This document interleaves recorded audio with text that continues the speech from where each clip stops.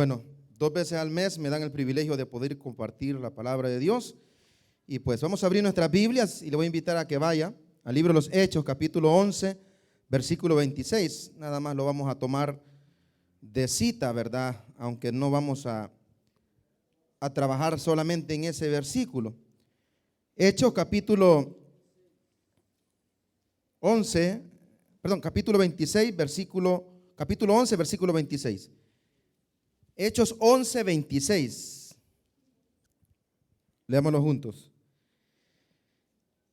Y se congregaron allí todo un año con la iglesia y enseñaron a mucha gente, y a los discípulos se les llamó cristianos por primera vez en Antioquía. Oramos al Señor. Padre, en el nombre de Jesús, te damos gracias esta tarde, Señor, de día domingo, en el cual tú nos permites reunirnos en este lugar para alabar y bendecir tu santo nombre. Te pido, Señor, que este momento puedas poner palabras en mi boca para que edifiquen, consuelen, exhorten a vida de cada uno de los que aquí estamos. Que no salgamos, Señor, como entramos, sino que tu palabra transforme nuestras vidas. En tus manos ponemos nuestras necesidades, Señor, en cualquier área de nuestra vida.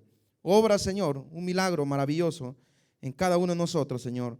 Te lo pedimos todo en el nombre de Jesús. Amén y amén. Puede tomar asiento, hermano. El cristianismo, hermanos, es una religión monoteísta. Una religión monoteísta trinitaria, la cual fue fundada por Jesús de Nazaret hace más, hermanos, de 2000 años. El término cristiano no es un término bajo el cual fueron conocidos los cristianos desde el principio, sino que es un término que fue utilizado después de muchos años que la iglesia fue fundada. Como todos sabemos, hermanos, en el capítulo 2 del libro de los Hechos, se da por iniciada la iglesia, se da por inaugurada la iglesia con el cumplimiento de la promesa del Señor Jesús en Hechos 1:8, cuando dijo: y recibiréis poder cuando haya venido sobre vosotros el Espíritu Santo. Allí en el capítulo 2, versículo 1 del libro de los Hechos, se da por inaugurada la iglesia del Señor. Pero los cristianos no fueron llamados cristianos sino hasta muy después, hermano. El texto que nosotros tenemos de cita nos dice en qué lugar, en qué momento a los cristianos se les llamó cristianos. Acompáñame a leer, por favor, el versículo 26, y dice la palabra de Dios: y se congregaron allí todo un año con la iglesia y enseñaron a mucha gente, y a los discípulos se les llamó cristianos por primera vez en Antioquía. El cristianismo, hermanos, es una religión, como dije hace un momento, monoteísta, trinitaria, la cual fue fundada por Cristo hace más de 2000 años. La iglesia como tal da inicio en Hechos capítulo 2, versículo 1, con el derramamiento del Espíritu Santo, y así se cumple la promesa del Señor, la cual dio a través de los evangelios y del mismo libro de los Hechos, capítulo 1, versículo 8. Me llama mucho la atención, hermanos, que por la mañana el pastor Michael predicaba acerca de aquellos cristianos que se alejan, que se van apartando, y nos ponía como ejemplo el apóstol Pedro, de cómo él, hermanos, cuando Jesús es arrestado, él se fue alejando y alejando cada vez más de la presencia del Señor mismo, mientras él iba en el proceso de ser enjuiciado para posteriormente, hermanos, ser crucificado, valga la redundancia, en la cruz del Calvario. Hermanos, él hablaba de ese tema. Yo quiero hablar de un tema algo similar a lo que él habló. Y es que, si bien es cierto, hermanos, vemos que los primeros cristianos, los mismos apóstoles, cometieron grandes errores, podemos ver también en ellos un deseo de perseverar y obedecer al Señor. Si bien es cierto, Pedro cometió el error de negar al Señor, hermanos, en 3 ocasiones, y llegar al punto hasta de maldecirlo, hermanos, vemos también en Pedro un hombre que se arrepintió. Si hay algo digno que admirar del apóstol Pedro, hermanos, si hay una virtud que tuvo este hombre, a la cual Jesús en el capítulo 21 del Evangelio de Juan, versículos del 15 en adelante, el Señor le designa el liderazgo de la iglesia. Usted ha leído ese texto cuando el Señor Jesús le dice a Pedro: Pedro, ¿me amas? Y Pedro le contesta: sí, Señor, te amo. Y después el Señor le dice a Pedro: pastorea mis ovejas, pastorea la iglesia, cuida de mis ovejas, alimenta mis ovejas. Y el Señor en 3 ocasiones le dice lo mismo, y en ese momento el Señor le está designando a Pedro el liderazgo de la iglesia. Y vemos, hermanos, a la luz de todo el Nuevo Testamento, cómo Pedro cumplió con ese mandato que el Señor le dio de liderar la iglesia primitiva. al punto que vemos al final de la Biblia, hermano, dos epístolas generales del apóstol Pedro, primera y segunda de Pedro, donde él, hermano, va a educar, va a enseñar a un grupo de creyentes judíos que se han convertido al evangelio, tres grandes verdades acerca del evangelio. En primer lugar, él les va a enseñar acerca de la suficiencia del sacrificio de Cristo para salvación. En segundo lugar, les va a enseñar que la vida cristiana requiere de sacrificio. Tenemos que estar dispuestos a pagar un precio. Y también el apóstol Pedro les va a enseñar a estos nuevos creyentes, ¿sí?, a los cuales él les escribe y les llama a los que están en la dispersión, les va a enseñar acerca de la necesidad de llevar una vida en santidad. Entonces vemos en Pedro un hombre que sí cometió errores, sí le falló al Señor, sí era un poco aventado, hermano, pero también vemos un hombre que terminó sus días por lo que la palabra de Dios describe siendo fiel al Señor. Y es que si hay algo digno de admirar de los primeros creyentes, hermanos, por lo menos del primer siglo, es esa perseverancia que tuvieron en los caminos de Dios. El tema de este día yo le he titulado: ¿qué motivó a los primeros cristianos a mantenerse firmes en los caminos de Dios? ¿Qué los motivó?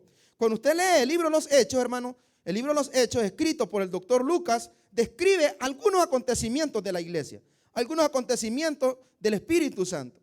El libro de los Hechos, muchos dicen que narra los primeros años de la iglesia. Realmente, si hubiese un libro que narrara los acontecimientos, los hechos del Espíritu Santo al inicio de la iglesia, hermano, el libro de los Hechos es un libro muy pequeño. Quizás tuviésemos un libro del tamaño de la Biblia para poder describir los primeros acontecimientos hechos por el Espíritu Santo en la iglesia.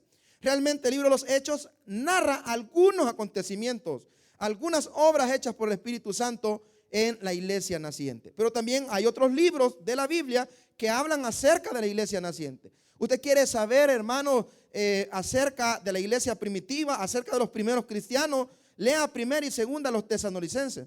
Los primeros dos escritos cristianos, y ponga atención a esto porque es muy interesante, los primeros escritos cristianos, o sea, los primeros documentos cristianos que se escribieron, ¿sabe cuáles son? Primera y segunda a los Tesalonicenses.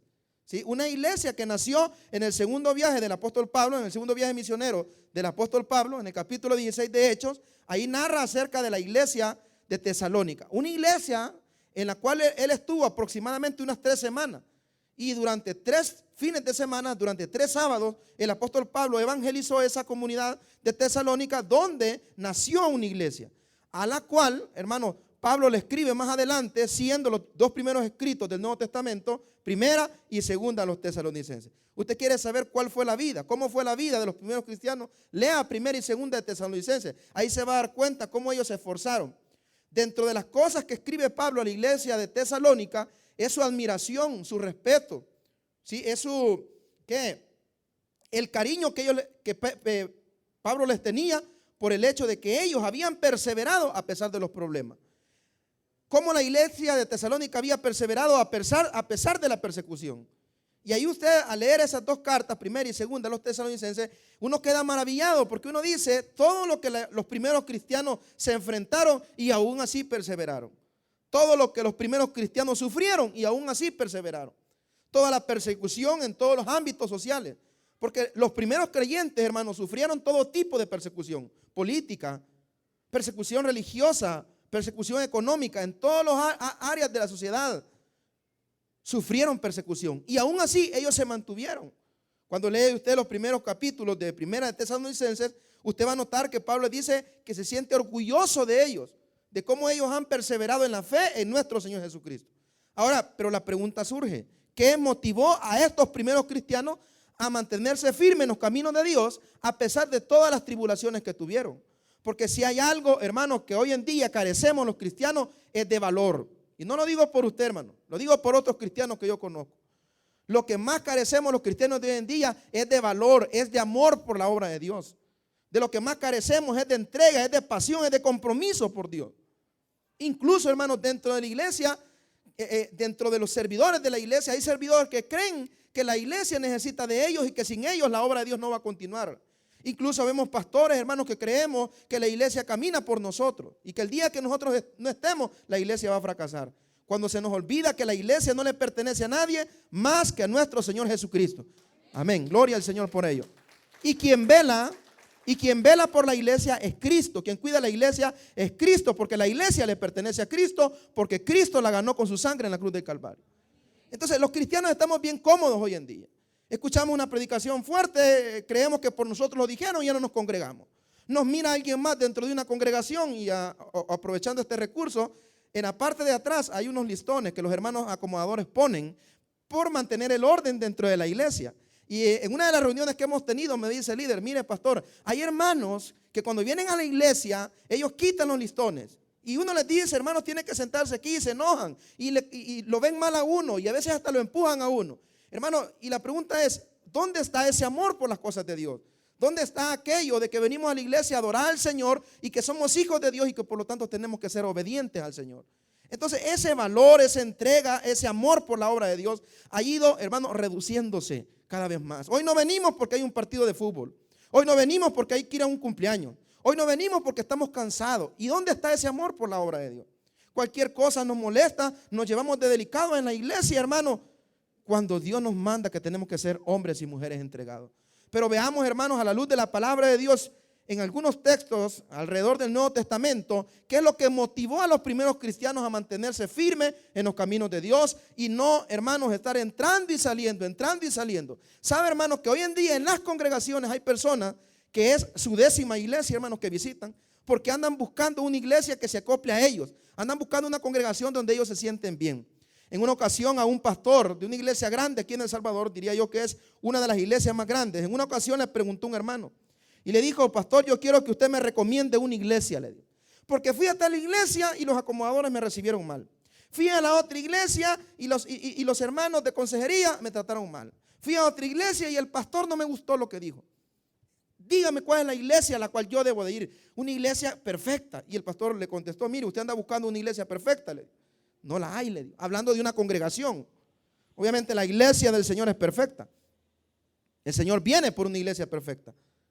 Y le dice el pastor: mira, lo que vas a hacer es lo siguiente. No hay en primer lugar una congregación perfecta. Siempre van a llegar personas, siempre vas a ver cosas que a ti no te van a agradar. Pero vas a hacer una cosa: el día que encontres una congregación perfecta, no vayas porque tú la vas a arruinar. Y así somos, andamos buscando donde sentirnos bien. Andamos buscando donde los horarios de culto se acoplen. Andamos buscando donde el transporte nos quede bien. Andamos buscando donde no tengamos que caminar. Criticamos todo lo que se hace en la iglesia y lo que se deja de hacer. Somos delicados. Andamos de congregación en congregación. Y yo le pregunto a usted, hermano, ¿usted piensa que la comodidad, la facilidad, hermanos, del cristianismo que nosotros tenemos ahora, lo vivieron los primeros cristianos? No, hermano. A ellos los asesinaban, a ellos los perseguían. Vamos a ver algunos casos, como el caso de Esteban, hermano, que cuando él murió, ¿cómo murió Esteban, hermano? Murió apedreado. O sea, y ellos, pues, porque ellos sí pudieron ser fieles al Señor en medio de persecuciones, como le dice Pablo a los tesalonicenses. Porque ellos sí pudieron ser fieles al Señor a pesar, hermano, de todos los sufrimientos que ellos padecían. Porque ellos pudieron ser fieles a pesar de que los amenazaban, que si no se callasen, hermano, o si no dejasen de creer en Cristo, los iban a matar. Porque ellos pudieron ser fieles en medio de condiciones difíciles y ahora nosotros no podemos ser fieles, hermano. No somos fieles a un horario de culto, no somos fieles a un servicio, no somos fieles al Señor. Incluso, hermano, como le decía hace un momento, somos cómodos en la iglesia. No molesta cualquier cosa que no sea acorde a nosotros, acorde a lo que nosotros pensamos. Pero ¿qué motivó a los primeros creyentes a ser hombres fieles? ¿Qué motivó a los primeros creyentes a sufrir por causa del Señor? En primer lugar, veamos algunos textos. Vaya conmigo a Hechos capítulo 4, versículo 12. ¿Qué motivó a los primeros creyentes a ser fieles al Señor? ¿Qué motivó a los primeros creyentes a permanecer firmes en los caminos del Señor? En primer lugar, Hechos capítulo 4, versículo 12.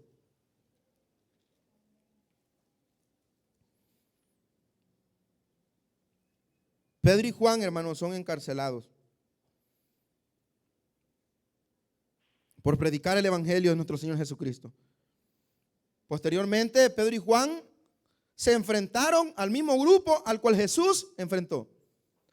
El grupo, el concilio, hermanos, al cual Jesús se enfrentó, el cual sentenció a Jesús a muerte, es a este mismo grupo al cual el apóstol Pedro y Juan se van a enfrentar. Lo curioso, hermanos, que cuando son intervenidos, cuando se les da la palabra y les es advertido que dejen de predicar la palabra del Señor, delante de estas autoridades religiosas judías, hermanos, vean la respuesta de ellos. Versículo 12, y en ningún otro hay salvación, porque no hay otro nombre bajo el cielo dado a los hombres en que podamos ser salvos. Las autoridades religiosas le dicen a Pedro y a Juan, que fueron los que comandaron la iglesia primitiva, que fueron los que tomaron las riendas de la iglesia naciente, hermano. Se les es ordenado que ya no prediquen, se les es advertido que si predican van a ser muertos. Pero vea cuál fue la respuesta de Pedro ante tal advertencia: en ningún otro hay salvación, porque no hay otro nombre bajo el cielo dado a los hombres en que podamos ser salvos. ¿Sabe? Lo que a ellos les motivaba a permanecer firmes a pesar de las amenazas, a pesar de las advertencias, a pesar de que su vida estaba en riesgo, y es el hecho, hermanos, que ellos estaban seguros de su fe en nuestro Señor Jesucristo. Una de las cosas que motivó a los primeros creyentes mantenerse firmes en los caminos de Dios, a pesar de que su vida estaba en peligro, a pesar de las amenazas, era su fe genuina en Jesús como único medio para alcanzar la salvación y el perdón de pecado. Si había, hermanos, un grupo de hombres seguros de su fe, seguros del medio por el cual podían ser salvos, eran los primeros cristianos, hermanos. Ellos estaban seguros que el único camino al cielo, ellos estaban seguros que el único camino para obtener el perdón de los pecados es nuestro Señor Jesucristo. Esa seguridad les dio valor. Esa seguridad, hermanos, los llevó al punto de no importarles sus vidas con tal de agradar al Señor. ¿Sabe qué le falta hoy a los creyentes? Una fe genuina. Una fe genuina, una fe, hermano, donde usted diga: yo sé que solamente Cristo me puede salvar, yo necesito de Él, yo necesito de su perdón, y por lo tanto yo debo de perseverar en sus caminos. Mira, hay personas, hermano, como le decía al principio, en cuanto a aquellos que visitan muchas iglesias. Hermano, yo quiero hacerle una pregunta a usted: ¿qué número de iglesia es esta que usted anda visitando hoy? ¿O qué número de iglesia ocupamos nosotros en su vida? Hay gente aquí que ya fue testigo de Jehová, ya fue mormón, ya fue adventista, y allá andan, hermano. Y yo le aseguro que si alguien viene y le dice que le van a regalar dinero, pero tiene que creer en otra cosa, que tiene que creer que es pecado tomar café o cualquier otra cosa, lo hacen, hermano. Y esa falta de seguridad, esa falta de una fe genuina en nuestro Señor Jesucristo hace que nos movamos, hace que no perseveremos, hace que nos apartemos de los caminos de Dios. Mira lo que dice siempre en Hechos capítulo 10, versículo 43. Mire la fe de los primeros cristianos. Una fe genuina, una fe estable en nuestro Señor y Salvador Jesucristo. Aquí en Hechos capítulo 10 se cumple la tercera parte de la gran comisión. Y es cuando Pedro le predica a los gentiles. Acordémonos que la gran comisión se divide en tres partes: Jerusalén y Judea, Samaria y hasta lo último de la tierra. El cumplimiento, hermano, de la tercera parte de la gran comisión de Hechos 1:8 está aquí en Hechos capítulo 10. Ahí se cumple la tercera parte de la gran comisión, cuando el apóstol Pedro le predica a Cornelio, y le predica, hermano, ya abiertamente a los gentiles. Dice el capítulo 10, versículo 43. Mira la seguridad que ellos tenían en cuanto a su fe en nuestro Señor Jesucristo. ¿Lo tiene, hermano? Dice el versículo 43. De este dan testimonio todos los profetas, que todos los que en Él creyeren recibirán el perdón de pecados por su nombre. Hay una fe genuina, hay una seguridad en cuanto a que Cristo, hermanos, es el único medio para poder ser salvo. Y esa fe genuina, esa seguridad en la obra de Cristo los hacía ser creyentes perseverantes, hermano. Creyentes fieles, creyentes que las vicisitudes de la vida no los apartaban. Ni las críticas, ni los señalamientos, ni las burlas, nada los apartaban de los caminos del Señor. Yo quiero hacer una pregunta esta mañana, hermano. ¿Cuántos estamos bien seguros de nuestra fe en nuestro Señor Jesucristo, hermano? ¿Está seguro usted que Cristo es el único medio para poder alcanzar la salvación y el perdón de nuestros pecados? Esa seguridad nos va a ayudar, hermanos, a ser creyentes perseverantes. Dicho sea de paso, hermanos, dentro de las características que vemos en la Biblia, por ejemplo, las tres epístolas generales de Juan. En las tres epístolas generales de Juan usted va a notar una enseñanza en común. Y es acerca de cuáles son las características de un verdadero creyente. Y ahí da varias características el apóstol Juan en sus 3 epístolas generales. ¿Y sabe cuál es una de las características fundamentales de un verdadero creyente? Una de ellas es el amor. Por eso es que él en las 3 epístolas habla mucho del amor. ¿Y sabe cuál es otra característica fundamental de un verdadero creyente? La perseverancia. Diga conmigo perseverancia. Perseverancia. Perseverancia en la fe, perseverancia en lo que hemos creído. ¿Qué pasaría si viniera alguien más a hablarle de otra cosa a usted, hermano? Como cristiano, lo vamos a ver después repartiendo atalayas, o dejando de tomar café, o dejando de trabajar los sábados. Hay quienes que no trabajan de lunes a sábado, ¿verdad? Pero creyendo otras cosas, hermano. Esa seguridad que vemos en los primeros creyentes, eso les permitía estar firmes en los caminos de Dios. Busquemos un texto más, Colosenses capítulo 1, versículo 14. Veamos esa seguridad la cual ellos tenían en cuanto a la fe en nuestro Señor Jesucristo. Colosenses, hermano. Primera de Colosenses.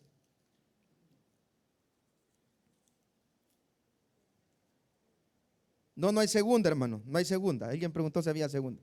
Nada más para que despierten. Capítulo 1, versículo 14. Mire qué es lo que dice Pablo a la iglesia de Colosa. Mira lo que le dice. Y en quien tenemos redención por su sangre, el perdón de pecado.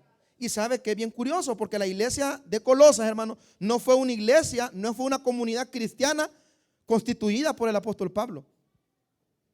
Ahí en la carta habla de quién fue la persona, hermano. Hace mención de un hombre quien fue utilizado por Dios para abrir o para aperturar una misión en Colosas.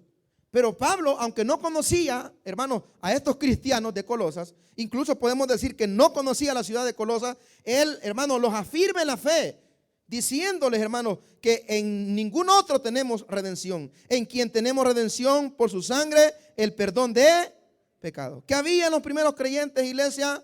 Seguridad de su salvación. Seguridad en cuanto a su fe en Jesucristo como único medio para alcanzar el perdón de pecados. Terminemos este punto. Vaya conmigo a Primera de Timoteo, hermano. Primera de Timoteo, capítulo 2, versículos 3 al 5. Número 1. Lo que mantuvo firme a los primeros creyentes a pesar de las enfermedades, a pesar de la persecución, a pesar de la muerte misma, era su fe genuina en Jesús. Hay personas que no saben en quién ha creído, hermano. Pablo en la carta a los Romanos utiliza esa palabra. Yo sé a quién he creído. Y fíjese que alguien diría esta tarde, ¿verdad? No, pues si eso ya lo sabemos, pastor. Yo estoy seguro de mi fe en Cristo. Entonces, ¿por qué no persevera? Entonces, ¿por qué se aparta? Entonces, ¿por qué viene cuando quiere? Entonces, ¿por qué no le entrega su vida al Señor?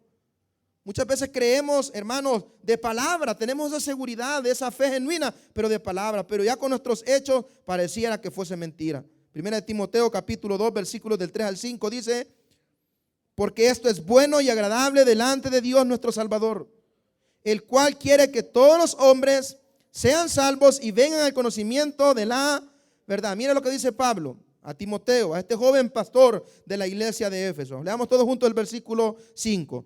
Porque hay un solo Dios entre Dios y los hombres, Jesucristo, hombre. ¿Qué motivó a los primeros creyentes a mantenerse firmes en los caminos de Dios? Su fe genuina. Pregúntele que está a la par suya, ¿cómo está tu fe? Dígale. ¿Cómo estás? ¿Estás seguro de tu fe?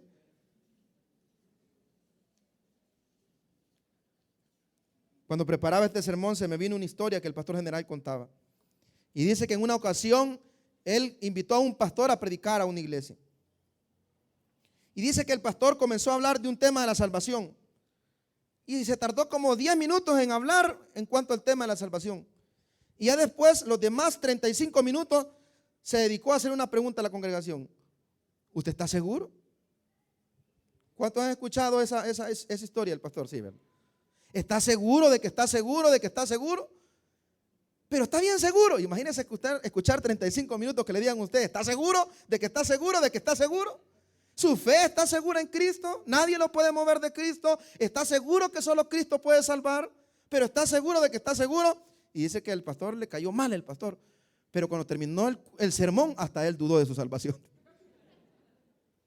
Y así vemos muchas personas dentro de la iglesia. No estamos seguros, nuestra fe no está bien afirmada en Cristo. Y pareciera que somos bien así, bien abiertos a lo religioso. No, si a mí me invita un testigo de Jehová, yo voy. ¿Y cómo es eso que usted, o sea, que llega cualquier loco y lo invita y lo saca de la iglesia, hermano?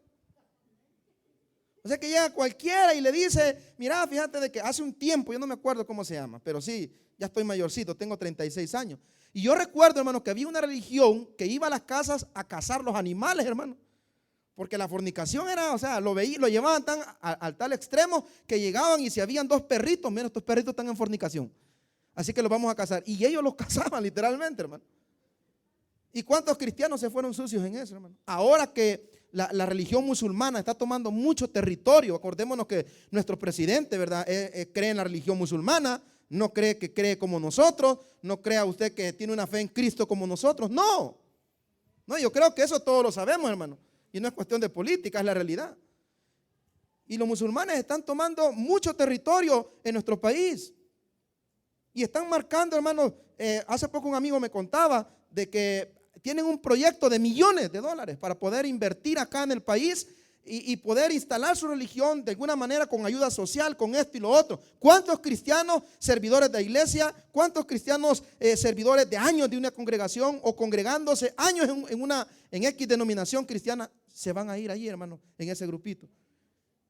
Y aunque usted no lo crea, a mí de nuestra denominación, yo les he contado que como pastor me inicié aquí en Santo Domingo.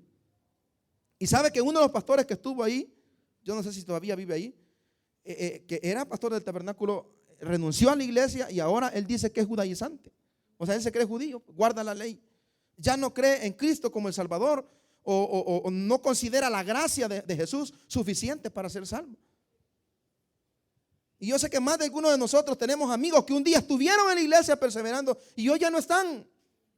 Tenemos familiares que un día estuvieron entregados en la iglesia, jóvenes que estuvieron entregados en la iglesia y ahora ya no están, pero ¿qué los apartó? Bueno, su falta de fe genuina. Y esto lo vemos en los primeros cristianos, esa fe, estar aferrados en Cristo y ver en Cristo el único que nos puede salvar y dar perdón de nuestros pecados. Hay otra situación que vemos a la luz del Nuevo Testamento, lo cual podemos decir que ayudó o motivó a los primeros creyentes a permanecer firmes en los caminos de Dios, a no apartarse. Y es la seguridad de una vida eterna con Jesús. Mire, hermano, ellos estaban seguros de lo que iban a recibir después de esta vida. O sea, ellos consideraban la vida de esta tierra como nada. Bueno, los que han leído Filipenses capítulo 3, versículos del 7 en adelante, el mismo apóstol Pablo dice que él considera todo lo que tiene, lo considera como basura, con tal de ganar a Cristo. ¿Sabe por qué ellos perseveraron y nosotros no? Porque ellos tenían la mirada puesta en el cielo, en lo que iban a disfrutar después de esta tierra. Nosotros aquí la tenemos puesta. Tanto así que si Dios no nos da un milagro, nos vamos de la iglesia. Tanto así que si Dios no nos da lo que pedimos, nos molestamos con el Señor. Tanto así, hermanos, que si nos sentimos ofendidos de algo que se dijo o nos hicieron en la iglesia, nos apartamos de los caminos de Dios. Pero este punto es muy importante, hermano. Una de las situaciones que colaboró, que sirvió, que motivó a los primeros creyentes, hermanos, a mantenerse firmes en los caminos de Dios a pesar de todas las tribulaciones, era la seguridad que tenían de una vida eterna con nuestro Señor. ¿Cuántos estamos seguros que al partir nuestra alma vamos a ir al cielo, hermano? ¿Cuántos nos queremos ir ya? Menos. Ahí ustedes vieron en las redes sociales, ¿verdad? Nosotros que nos gusta ver las redes sociales, que había un grupito de hermanas cantando, ¿verdad? Nos vamos a gozar a la patria celestial, algo así decía, la hermana lo vio. Pero todavía no, Señor, decía la hermana. Quizás recién se había casado, ¿verdad? El punto, hermano, es que si algo motivaba a ellos, es que ellos no tenían su mirada puesta aquí. Ellos estaban pensando en la vida eterna. A nosotros los cristianos, en la Biblia se nos llama, se nos da diferentes títulos. Y uno de los títulos, hermano, es que somos embajadores. Amén, hermano. ¿Y cuál es la función de un embajador, hermano? Representar dignamente su patria, su país. A él no le importa, hermano, si aquí hay violencia, a él no le importa. Él viene a representar dignamente su país. ¿Y por qué no le interesa, hermano, la situación económica del país? ¿Por qué no le interesa la situación delincuencial? Porque él no es de ahí. Él nada más viene a representar. Nosotros no somos de aquí. Nuestra patria es una patria celestial. Y ellos sabían, gloria al Señor, hermano, ellos estaban seguros, los primeros creyentes, de una vida eterna con Jesús. ¿Por qué nos vamos a aferrar a lo de este mundo? ¿Por qué nos vamos a aferrar a lo que podamos sufrir si nosotros no somos de aquí? Diga conmigo, yo no soy de aquí. Mira lo que dice, por favor, Romanos capítulo 8, versículo 18. ¿Qué motivó a los primeros creyentes a mantenerse firmes en los caminos de Dios? Número 1, su fe genuina. Número 2, su seguridad de una vida eterna con Jesús. Mira lo que dice el apóstol Pablo en Romanos capítulo 8, versículo 18. Cuando habla acerca de vivir en el Espíritu, de vivir conforme a la voluntad de Dios. Obviamente, al vivir conforme al Espíritu y vivir conforme a la voluntad de Dios requiere ciertos sacrificios, hermanos, y sufrimientos. Pero él dice lo siguiente en Romanos capítulo 8, versículo 18. Pues tengo por cierto que las aflicciones del tiempo presente no son comparables con la gloria venidera que en nosotros ha de manifestarse. O sea, lo que estoy sufriendo aquí, decía Pablo, no es nada para lo que a mí me espera. Las necesidades que pueda tener, porque mira la palabra que utiliza, pues tengo por cierto que las aflicciones. ¿Y a qué aflicciones se refería? A las aflicciones que todo creyente o todo verdadero creyente tiene que pasar por amor a nuestro Señor Jesucristo.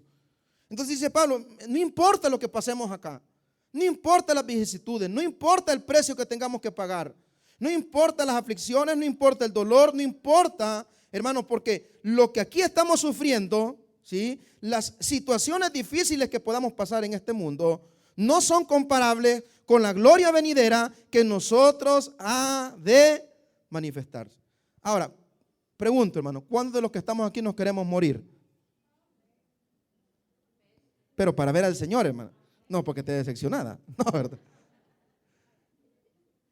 ¿Sabe? El apóstol Pablo, fíjese bien, en una de sus cartas en Filipenses, él dice que él está entredicho. Él quiere él quiere irse para la presencia del Señor, pero también quiere seguir viviendo.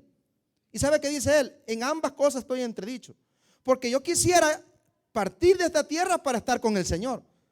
Pero quiero estar en este mundo para seguir sirviéndole al Señor. O sea, él veía estar en este mundo. Su deseo de estar aquí en la tierra no era para tener carros, hermano. Su deseo de estar en este mundo no era para ser la más popular, para acumular riqueza. No, su deseo era poder servirle al Señor. ¿Y usted por qué no se quiere morir? ¿Por qué quiere estar en este mundo, hermano? Ay, pastor, el niño está chiquito y quiero verlo crecer. Yo le voy a conseguir la novia. Imagínese lo que a usted lo tiene preocupado vivir aquí. No, pastor, si voy comenzando el negocito. Y más que ya fié varias lociones. ¿Cómo me voy a ir sin que me paguen? A nosotros nos detienen las cosas de este mundo. Nos aflige vivir porque queremos alcanzar lo material, correcto. Lo que aquí está. ¿Sabe qué dice el apóstol Pablo en Colosenses capítulo 3, versículo 2? Que hay que poner nuestra mirada en las cosas de arriba.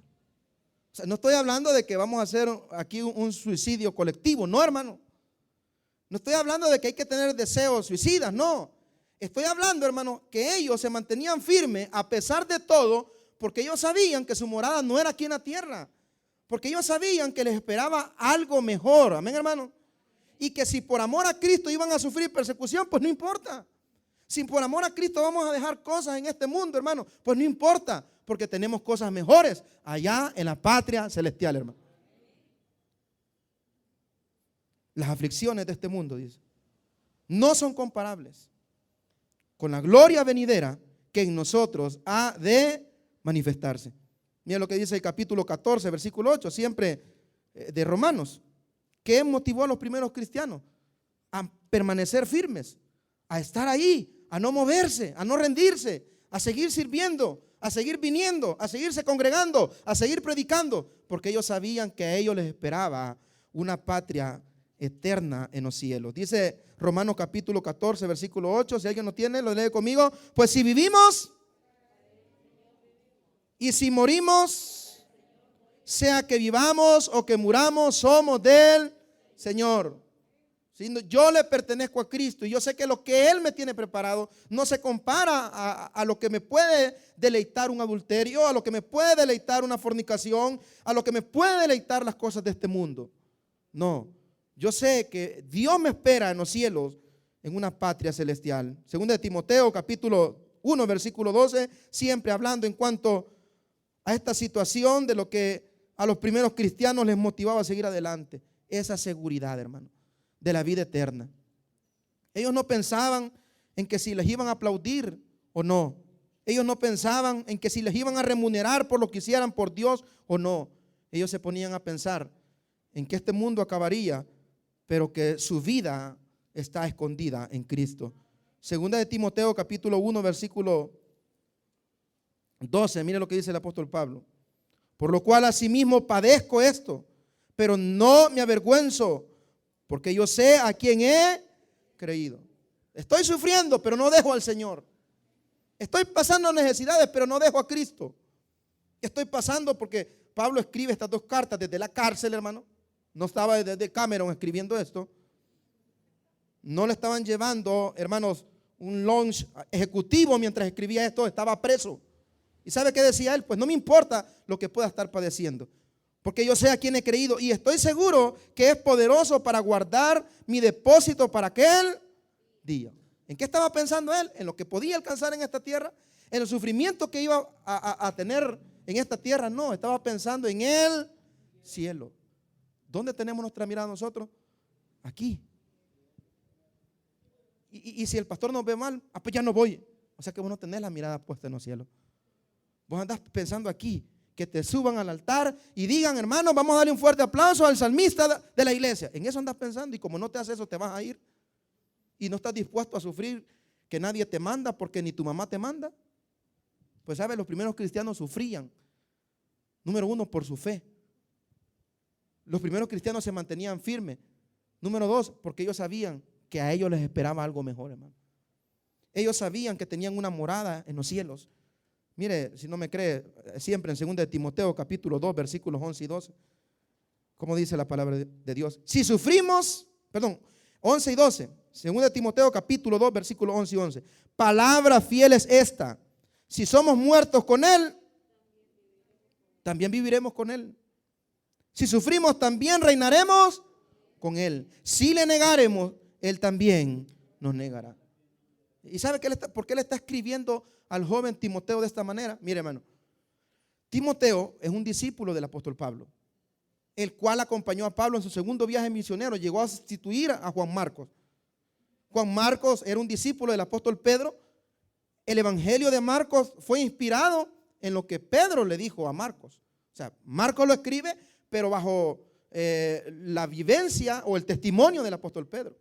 En el primer viaje misionero, el joven Juan Marcos abandona a Pablo, y en el segundo viaje misionero, el apóstol Pablo decide reclutar a Timoteo para llevarlo en su segundo viaje misionero.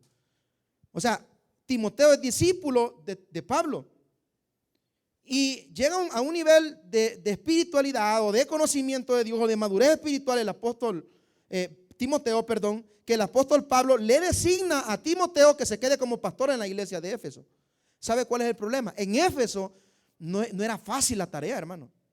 No era fácil la tarea que le esperaba a Timoteo en Éfeso. Era difícil, hermano. Primero, porque dentro de la iglesia de Éfeso se habían introducido falsas enseñanzas. Segundo, porque Timoteo es un joven al cual quizás pocos lo iban a creer. Tercero, porque habían personas presionando, hermano, a los miembros de la iglesia para que abandonaran el cristianismo. Y entonces Pablo le dice a Timoteo: hey, mira, vas a sufrir. Vas a sufrir. Y por eso que en el capítulo 2 habla de que como soldado de Jesucristo tiene que sufrir penalidades. Pero hay algo al cual lo mete Pablo a Timoteo, y le mete algo en su mente, lo cual Dios quiere que nosotros nos metamos también. Que comencemos a pensar en nuestro destino final. Y nuestro destino final no es esta tierra. Nuestro destino final es con la presencia de Dios, hermano. Por lo tanto, si sufrimos acá, lo que suframos no importa. Si nos critican, si se burlan, si nuestra familia nos va a despreciar porque somos cristianos, porque servimos dentro de una iglesia, no importa. Porque si sufrimos aquí, reinaremos allá, hermano. Entonces, ese era el pensamiento de ellos. Nos va a matar el imperio, que nos mate. La familia nos va a abandonar porque ya no practicamos el judaísmo, sino el cristianismo. Pues que nos abandonen. Y créame, hermanos, que no es algo que yo lo estoy contando solamente porque lo leí. Yo lo he vivido personalmente. Yo cuando me gradué de pastor, yo estaba estudiando para abogado. Y cuando terminé mi tercer año de Derecho en la Universidad Nacional en San Salvador, me eligieron a que fuera a una de las iglesias. El pastor Michael contó algo ahora de un pastor, ustedes se recuerdan, a los que estuvieron en el culto de las 9. Pues a ese pastor yo llegué a sustituirlo. Y comencé como pastor en la iglesia de Tecapán, ahí cerca de Santiago de María. Y salía a las 3 de la mañana de ahí de Tecapán. Un hermano tenía un carro de verdura y ahí me iba. Y me iba para la universidad. Y llegó un punto, hermano, que el pastor Hazael, que también ha venido a predicar acá, me dijo, mira, me dijo, anda a supervisar la iglesia de California. Anda a supervisar y contame cómo está. Yo fui a supervisarla, le enseñé, le di el reporte y me dijo, mira, mandaron una carta, necesitan un pastor ahí. Y recuerdo, hermano, que él me dijo, mira, voy a platicar con el pastor Junior y cubríme la iglesia, cubrímela un par de meses. Y ahí yo decidí irme a vivir allá a California, hermano, un pueblo pequeño, unos 2,000 habitantes tendrá. Y ya pastoreaba las dos iglesias. Ya el lunes, el martes predicaba en una, el miércoles predicaba en otra. Solo le daba vuelta al tema, ¿sí? Adúltero llegó a tu hora llegó adúltero, ¿verdad? Solo le cambiaba ahí. Y predicaba martes en una, miércoles en otra y sábado en una. Llegó un punto, hermano, que no podía seguir así y me fui y yo le dije a mi madre es cristiana, lo que soy acá en la tierra, hermano, la persona que Dios puso en mi camino fue mi madre. Y yo recuerdo, hermano, que yo le dije a ella, mire, me voy a vivir allá, no me importa. Lo que tenga que pasar, a ella no le gustó. Y yo intenté estudiar en la Universidad de San Miguel. Hice todos los movimientos, los papeles, me aprobaron todo. Cuando me iba a inscribir, me dijeron, mire muchacho, aquí todas las materias de cuarto año son en la noche. Y ahí Dios me tocó. ¿Vas a seguir estudiando o vas a hacerte cargo de la iglesia? Y yo pues, por la misericordia de Dios, yo dejé la iglesia. Dejé la universidad y me dediqué solo a servirle al Señor. Ya después mandaron otro pastor, yo soy pastor de una sola iglesia ahora. Pero hermano, se paga un precio. Se paga un precio. Dios me ha respaldado, Dios me ha bendecido en gran manera. Pero sabe, no importa lo que en este mundo podamos o no podamos alcanzar. Lo que está en este mundo aquí se queda. El mundo será destruido. El apóstol Pedro habla en su primera carta que los elementos ardiendo van a ser consumidos. Pero a nosotros nos espera un cielo nuevo y una tierra nueva. Entonces cuando venían las aflicciones, si se lo va a dar al Señor, déselo fuerte, hermano. Cuando venían las aflicciones, cuando venían los problemas, ellos no se ponían a pensar, me van a matar por causa del Señor. No, ellos se ponían a pensar que aunque iban a morir, ellos sabían que iban a ir a la presencia de Dios, hermano. Que aunque iban a sufrir acá, pero ellos iban a ir a la presencia de nuestro Dios. El apóstol Pablo, cuando termina sus días, porque estas dos cartas, primera y segunda de Timoteo, son cartas pastorales, son cartas para un pastor. Vea cómo termina sus días el apóstol Pablo. Capítulo 4, siempre en 2 de Timoteo, capítulo 4, versículo 6 al 8. Mira lo que dice, hermano. Porque yo ya estoy para ser sacrificado y el tiempo de mi partida está cerca. Pero mira la satisfacción con que Pablo termina sus días. Esa satisfacción es la que nosotros no tenemos. Y mira la satisfacción de él, versículo 7. He peleado la buena batalla. Lo logré, lo hice. Le cumplí al Señor. Siga leyendo, ¿cómo dice, hermano? He peleado la buena batalla, he acabado la carrera, he guardado la fe. ¿Cuál fue la alegría de él? La alegría suya, hermano. La alegría nuestra de alcanzar cosas materiales. Si puede, hágalo. ¿Cuál es su alegría? ¿Por qué se desvive? Está entregado al Señor como el Señor se lo merece. Está consciente que lo que en este mundo hay, la Biblia dice, los cielos y la tierra pasarán. Pero el que hace la voluntad de Dios, ¿para cuánto tiempo? Para siempre.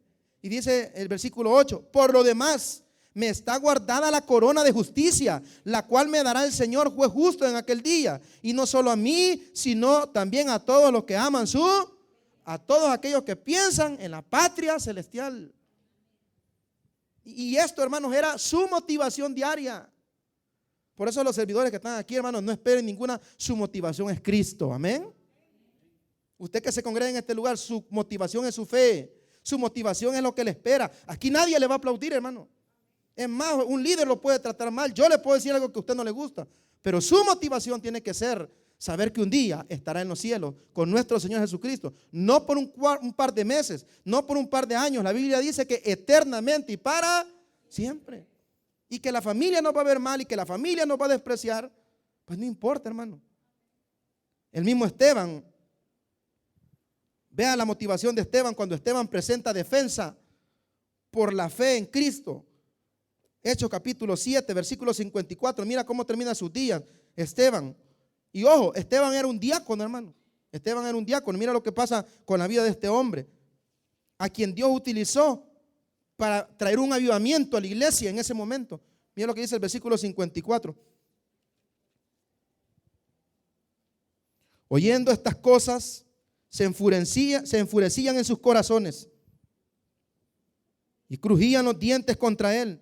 Pero Esteban, lleno del Espíritu Santo, puesto los ojos en el cielo, vio la gloria de Dios y a Jesús que estaba a la diestra de Dios. Y dijo: he aquí veo los cielos abiertos y al Hijo del Hombre que está a la diestra de Dios. Entonces ellos, dando grandes voces, se taparon los oídos y arremetieron a una contra él. Echándole fuera de la ciudad, le apedrearon, y los testigos pusieron sus ropas a los pies de un joven que se llamaba Saulo. 59. Y apedreaban a Esteban mientras él invocaba y decía: Señor Jesús, recibe mi espíritu. Mientras está siendo apedreado, mientras, hermano, eso de ser apedreado representa todas las cuestiones que se nos van a presentar en nuestra vida como cristiana, que nos van a querer apartar de los caminos de Dios. Amén. Eso representan las piedras, toda oposición que hay en el camino, todo intento de desánimo para que usted deje de venir, todo intento de desánimo para que deje de servir. Pero hay que poner nuestra mirada donde la puso Esteban. Dice el versículo 57, entonces ellos, dando grandes voces, se taparon los oídos y arremetieron a una contra él. Todo junto, el versículo 58, y echándole fuera de la ciudad, le apedrearon, y los testigos pusieron su ropa a los pies de un joven llamado Saulo. Pero ¿qué hizo él mientras sufría? ¿Le reclamó al Señor? Le dijo: mira que no tengo un carro, mira que no tengo sanidad, mira que no pude alcanzar mi carrera, mira que no pude alcanzar mis sueños, mira que no tengo una familia que me respalde, mira que no tengo quien me quiera, he perdido amigos por tu causa. ¿Dijo eso Esteban, hermano? Dice el 59, y apedreaban a Esteban mientras él invocaba y decía: Señor Jesús, recibe mi espíritu. ¿Sabe por qué? Él no estaba pensando en las piedras. Él estaba pensando que en ese día, o que ese día era el día más importante de su vida. ¿Cuál es el día más importante del cristiano, hermano? El día de su muerte. Ese es el día más importante para nosotros. ¿Cuántos queremos ver al Señor, hermano? ¿En qué momento lo vamos a ver? Ausentes en el cuerpo, presentes al Señor. ¿Y nosotros por qué nos quejamos? Y ya no voy a ir a la iglesia por esto, y ya no voy a ir a la iglesia por lo otro, y todas esas piedras que te están tirando, te están deteniendo. Vas a guardar tu uniforme, ya no vas a servirle al Señor porque te ven mal, porque te critican. No te metes a un ministerio porque te crees incapaz. ¿Cuáles son esas piedras que te están deteniendo a mantenerte firme en los caminos del Señor? Deja de ver las piedras y comienza a ver al cielo, porque esa es tu morada final. Versículo 60, terminamos: y puesto de rodillas, clamó a gran voz. ¿Y qué dijo, hermano? No, Señor, no les tomes en cuenta este pecado. Y habiendo dicho esto, durmió. ¿Qué más motivación de seguir adelante, hermanos, sino el hecho de que tenemos una morada eterna con Cristo, hermano? ¿Qué más motivación para servirle con amor, con alegría? Pero también, hermanos, hay otra motivación en la vida de los primeros cristianos, y era la gratitud. Diga conmigo: gratitud, hermano. ¿Sabe, hermano? Los primeros cristianos sí eran agradecidos con Dios. Su gratitud al Señor los hacía servirles. Su gratitud, ¿por qué? Por lo que Jesús había hecho en su vida. ¿Y qué es lo que Jesús había hecho en la vida de ellos? Los había salvado, hermano. Así que nosotros no tenemos que estar esperando nada, porque ya tenemos todo. ¿O no, hermano? ¿Qué es más importante que el perdón de nuestros pecados? ¿Qué es más importante que hemos sido reconciliados con Dios? ¿Qué es más importante que la salvación que Cristo dio en la cruz de Calvario? ¿Hay algo más importante, hermano? Entonces a ellos lo que les motivó fue la gratitud. Desde Hebreos hasta Judas. Hebreos es una carta, las demás son epístolas. Toda esa escritura va dirigido a cristianos que están en la dispersión, Pero estos cristianos son judíos, judíos que recién se han convertido al cristianismo. El escritor a Hebreos no sabemos quién es, pero si hay un tema en el cual el escritor a los Hebreos está redundando cada momento, es acerca del sacrificio de Cristo como suficiencia para alcanzar la salvación. Y le dice el escritor a los Hebreos, a cada uno de esos creyentes, vaya conmigo a Hebreos capítulo 12, versículo 27. ¿Qué otra motivación tenían los primeros creyentes a mantenerse firmes en los caminos del Señor? Su gratitud, su gratitud. La gratitud que tuvieron ellos al Señor por lo que Él hizo en la cruz del Calvario por sus pecados.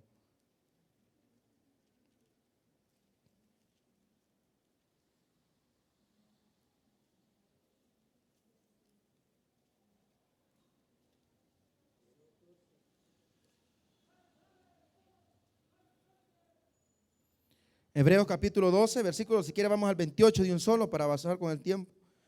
Hebreos 12, 28. Así que, dice la palabra, Hebreos 12, 28.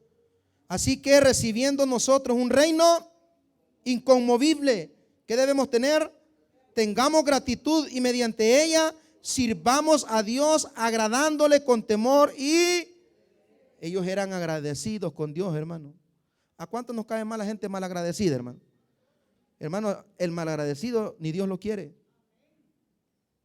Y sabe, esa es una motivación. Ellos estaban agradecidos por lo que Cristo había hecho por ellos. Dejó su trono. Jesús no necesita adoradores, hermano.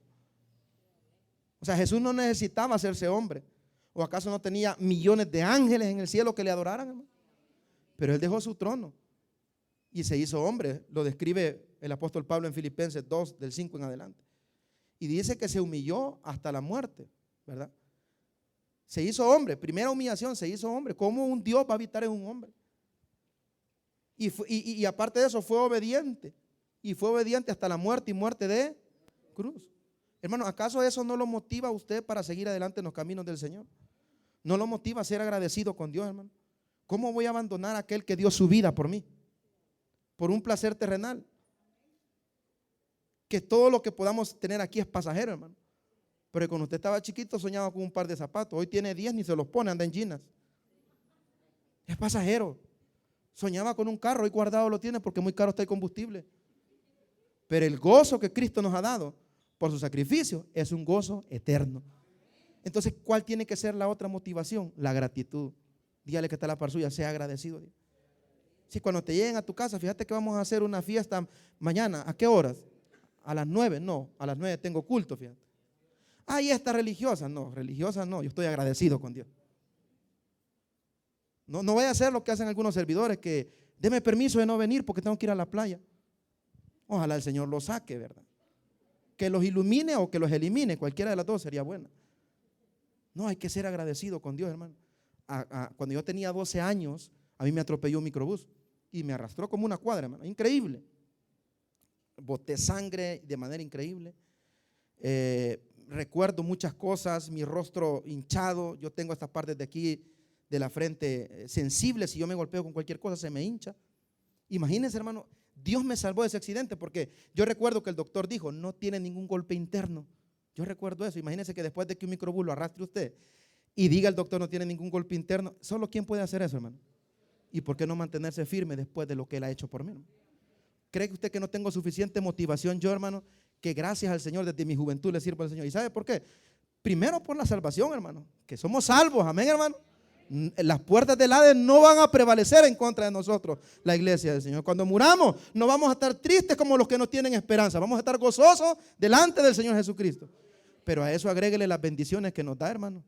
Cuando el doctor le dijo que usted no podía tener hijos. Cuando el doctor dijo que el niño venía con el cordón umbilical enrollado. Cuando usted no tenía trabajo, cuando usted no podía comer a buenos lugares, hoy va a comer a buenos lugares y tiene cuantas más bendiciones. Entonces, debido a eso tan grande que recibimos de parte del Señor, seamos agradecidos y sirvámosle de todo corazón. ¿Cuántos dicen amén a eso? Eso los motivaba a ellos. Y quiero ser breve en este último punto, hermano. Otra cuestión que los motivaba a ellos era el compromiso que tenían con Dios. Eso es lo que nos hace falta a nosotros, compromiso. Compromiso. Compromiso, hermano. No hay salidas a otro lado, sino para la iglesia el domingo, hermano. Al menos que ya hayamos ido a la iglesia. Yo veo a varios hermanos acá y con todo cariño y respeto se los digo, sin echarle flores ni nada, hermanos, pero yo admiro al hermano del Ministerio de Alabanza, desde las 6:30 están aquí, hermano. ¿Cuánto les pagan? Nada. Pero yo sé que lo que les motiva a ellos es lo que acabamos de hablar. Admiro mucho a los hermanos que están en el área de media, que usted no sabe todo lo que se dice ahí, desde las 6:30, y nadie les paga, hermano. Admiro a mi hermano René, que desde temprano está aquí, a mi hermano de consejería, y así a muchos hermanos que están desde temprano. ¿Y quiénes pagan? Ya está pagado, hermano. Cristo lo pagó en la cruz del Calvario. ¿Y qué otra cosa los motiva? El compromiso. Mira lo que dice Pablo en Hechos capítulo 20, versículo 24. Terminamos con esto, hermano. Terminamos con esto. Hechos capítulo 20, versículo 24.